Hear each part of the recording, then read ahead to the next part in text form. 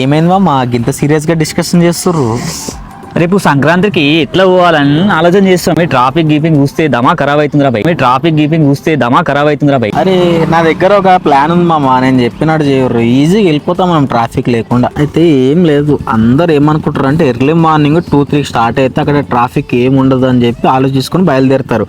అందరు అట్లా ఆలోచిస్తారు కాబట్టి అక్కడి ఆ వేకి వెళ్ళేసరికి ఫుల్ ట్రాఫిక్ జామ్ అయిపోతుంది.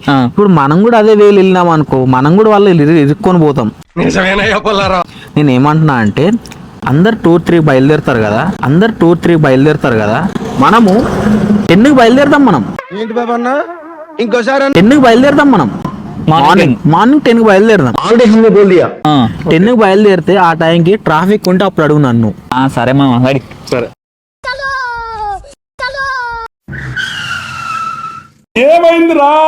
నేను అట్టిగా పోతలేను, నన్ను వడగట్టి పాడగట్టి, నన్ను పాడల్లో వండబెట్టి, నన్ను నలుగురు ఎత్తుకొని.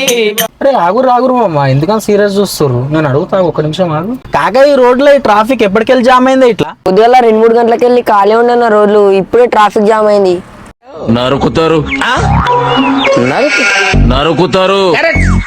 నరకేస్తారు.